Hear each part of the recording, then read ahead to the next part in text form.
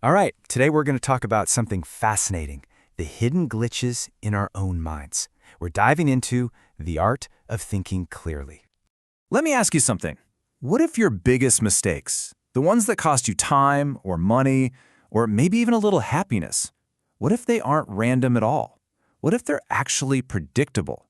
That's what we're going to get into. So what are we talking about here? They're called cognitive errors. And these aren't just, random slip-ups. Nope, they're systematic, they're predictable, they're like routine mistakes our brains are basically hardwired to make over and over again. Now, this is the most important part, so listen up. This is not a personal failing. Seriously, it has nothing to do with how smart you are. The best way to think about it is like a little glitch in our shared mental software, our brain's operating system. It's just part of being human. Okay, so you ready? Let's pull back the curtain and look at a few of these glitches up close. We're going to start with 3 of the most common and, honestly, sneakiest mental traps we all fall into, usually without even noticing. All right, trap number 1.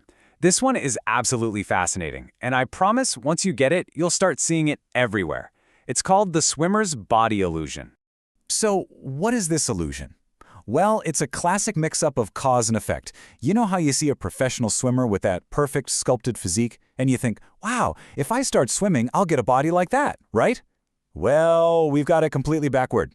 The truth is, these athletes don't get that amazing body from swimming. They're able to become amazing swimmers because they were born with the physique that's perfectly suited for it.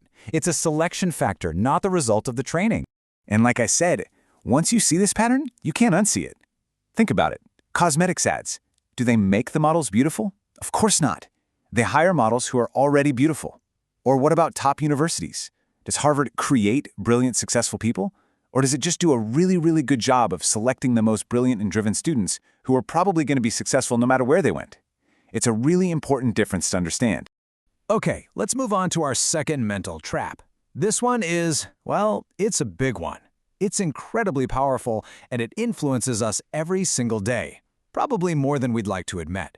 It's called social proof. You can basically think of this as our herd instinct. Deep down, we're wired to think, hey, if everyone else is doing it, it must be the right thing to do. And look, it's a useful shortcut sometimes, right? It saves us from having to analyze every little decision. But boy, can it lead us way, way off track. There was this incredible experiment back in the 1950s that shows just how crazy powerful this is.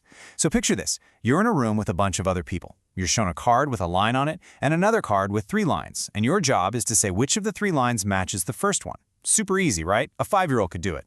But here's the catch. Everyone else in the room is an actor, and they start giving the same, blatantly wrong answer, one by one. Now it's your turn. What do you say?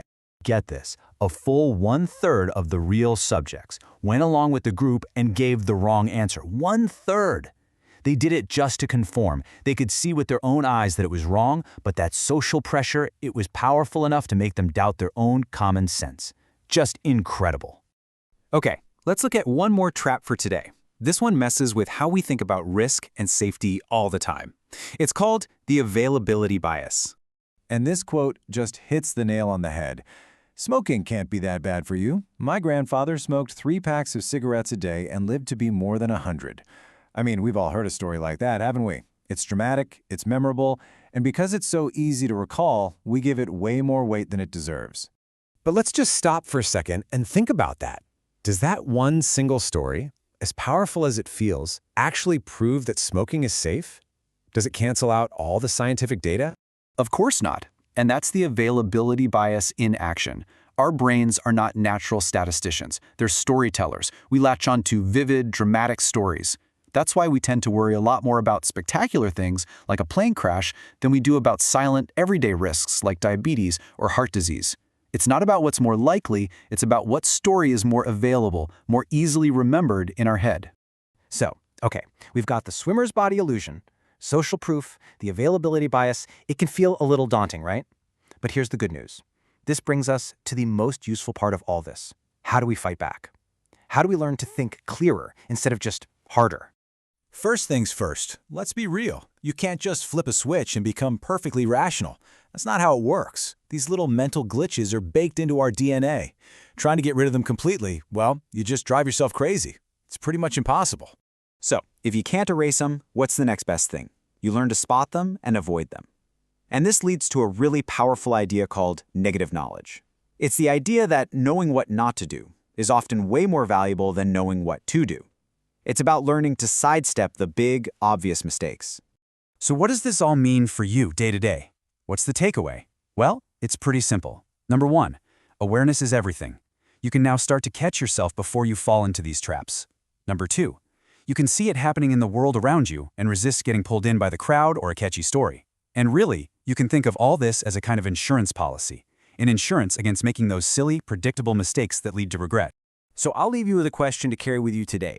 Now that you know what you're looking for, which of these mental traps do you think you're going to spot first out in the wild? The swimmer's body illusion, social proof, or that tricky availability bias? Keep your eyes open.